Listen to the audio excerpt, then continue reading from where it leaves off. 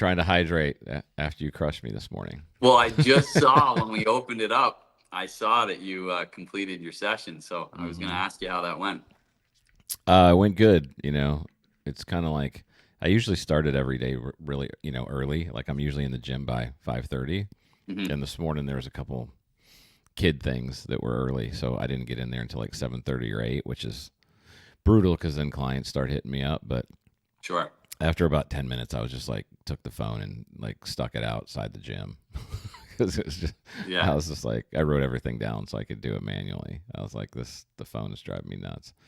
So it was Airplane good. mode. Yeah, I had a good session. It's getting, my gym's out in the garage, which in the winter is no big deal, but it's starting to get warm in South Carolina. So I got to really hit the fluids afterwards. Under 18 weeks. It is, isn't that? I didn't even I recognized that the other day when I was like looking at my calendar. I was like, dang, like that's we're in May now, so like we're No. 4 months away, right? Like Yep. it's gonna I be know. wild. I tell everybody that I look at my year in terms of the programs or the team programs, Mm-hmm. that we have going on, or what phases I'm going to go through up until the start of the season. So right now, with our team training, and same for you, we're two programs away. The spring training program, and this is speaking about the Western Hunter. Yeah. We have an 8-week phase starting next week, and then that'll be followed by another 8-week kind of a preseason program, which really that's where our training will become more sports specific, and that's 16 weeks there. Like we said, we're about 17 weeks out, and then you're in it. And how close of the wilderness program? How much of that parallels what you're doing with me on the individual side right now? I know we're doing things to compensate for my back surgeries and some of that kind of stuff that's specific, but like if you were to put Totally. them on a parallel track, Yeah. how much similarity is there? Yeah, and so for those listening, Eric had presented with, I mean, that's kind of how we met. It was a conversation about his prior history, injury history, pathology with this back, hip, etc. So what we've done with your program, Eric, is taken kind of the guts of these backcountry programs or team opportunities that we have at Ridgeline Athlete. And I've taken the foundations from those programs and then I build in the specifics. And then our teams, of course, that would be the difference.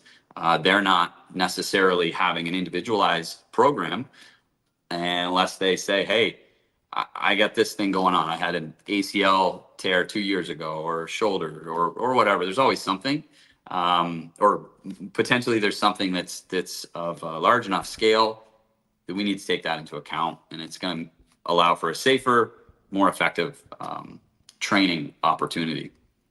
Yeah. Well, I got to say, I think the thing that's been good for me is Sean did such an amazing job getting me back from literally being debilitated to the point where I was getting super active and I was able to go out and do all these things as long as I was smart about it, knowing that I was going to be working with someone like you who's got a really strong background in physiology, exercise science, kinesiology, that could and was willing to have a conversation with him so that you Mhm. could, that discussion back and forth where it gave me a lot of confidence knowing that like, okay, whatever you've got me doing, like I know that you're taking into account the stuff, not just the limitations that I have, but the things that I'm continuing to try to strengthen, develop, and rehabilitate, back from those, multiple surgeries. So it's been good. I mean, I will say, from my standpoint, the rule that Sean and I always had was it's gonna hurt,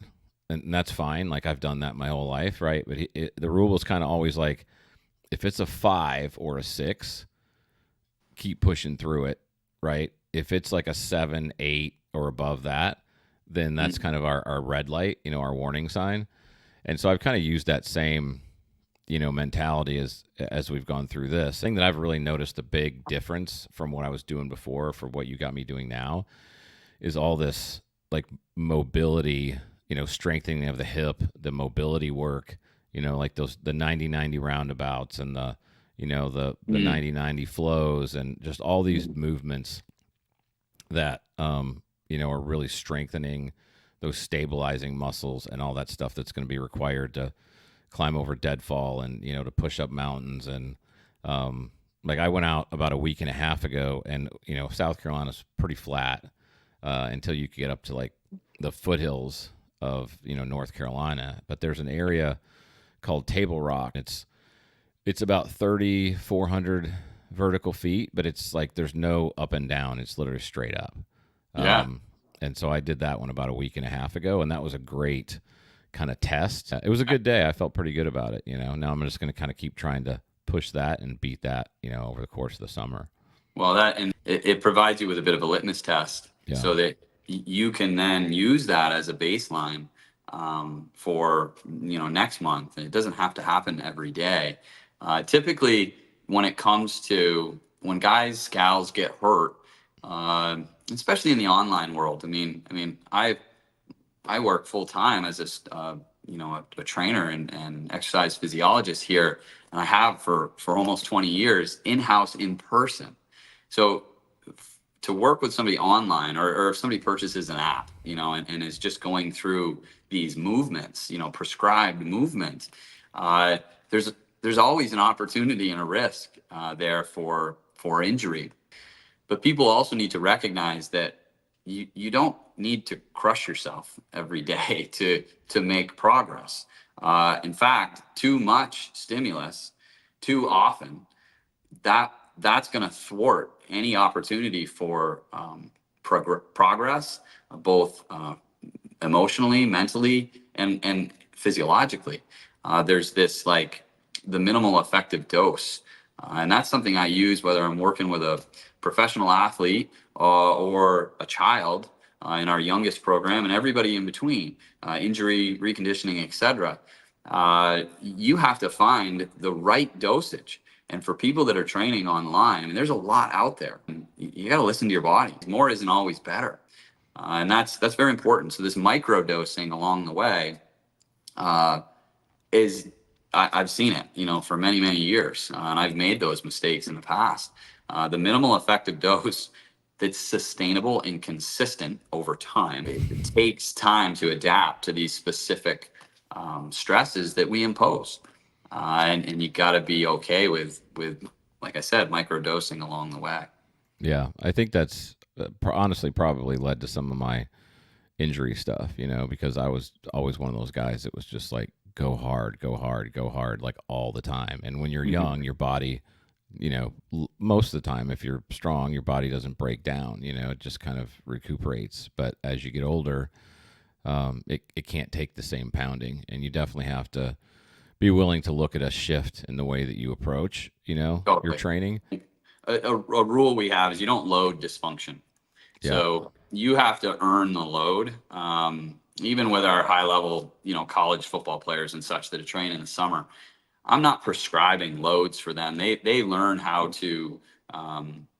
They understand where these like velocity is important. If you're not moving it fast and Mm-hmm. effectively, then it's like, what the hell's the point? Because nobody really Right. cares if you're, a quarterback or whatever. Like nobody cares how much you squat. They care one, if you get the job done effectively. You use the same look at a backcountry athlete. Are you able to do the job effectively? Can you then repeat it? Because especially in backcountry athletics, these are hours upon hours and days and weeks potentially at a time that you have to be able to put forth these efforts and these forces, etc. So the backcountry athlete, you need to have a strong aerobic foundation. If you can't supply enough oxygen, you're up You're shit creek toast. without a paddle. Yeah. Yep, you're toast. And that comes to for the strength type activities as well. It all requires respiration and oxygen to help fuel the activities that we're doing. So aerobic foundation, go ruck, go for a walk, uh, you know, change the intensity over time, and slowly adapt. Sudden spikes in volume typically will hurt somebody. Sudden spikes in volume and intensity. So doing something that all of a sudden is way harder than you've ever done before without a good on ramp. Yeah. Well, I think the great thing about what we're doing is that's what it is. It's all about building on each day, right? With an end goal, and that end goal is ultimately being able to perform in the backcountry and being able to do the things that we want to do, in September, October, November, and do them effectively and proficiently. So it's going good, man. I appreciate it. I know this is we're going to do this on a regular basis and check in on this, but it's like your Western hunting program. That's exciting. That's our Western Hunter team program, spring training program. So that's an 8-week program that folks train on an interactive team. So you have the capacity to interact with myself as well as other athletes. Should you choose, you don't have to. You're able to track, monitor, measure everywhere you want to see change happen. But you're also able to interact with your coach, which is a huge component. That phases right into the preseason program. And then you guys better be shooting because then the season's here. And I think that's a key component that a lot of times people forget. You've got to be shooting, but you also have to be shooting under stress. And that's something we bring into all of those backcountry hunting programs, especially in that final phase. There's specific training modalities for shooting under stress that I think some people miss. It's more than just getting your heart rate up.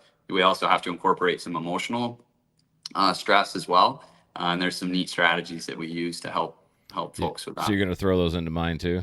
Oh yeah. All right. I'm looking forward to that. I do a little bit of that. I know. I kind of do. I see you in the video shooting. That's great. I'm shooting every day, brother. I'm shooting at least 50 arrows a day. I work out and train in the morning, but shooting my bow like later in the day that's my decompression. That's where I find my my peace or whatever. Me too. Before family time, like that's how I unwind. So that when I go in and I'm with my wife and my kids, it's like I'm the better version of myself. Totally. Yeah, I do the same thing, Eric. It's shooting a bow provides such an opportunity for that zen kind of moment that we all need. Yeah, for sure. That's right.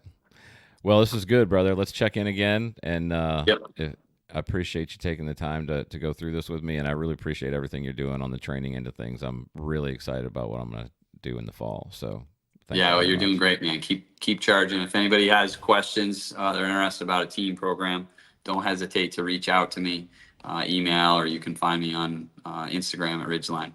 Yeah, at Ridgeline Athlete on Instagram. Appreciate it, Adrian. Thanks, brother. Yeah, appreciate you. Take care. Man.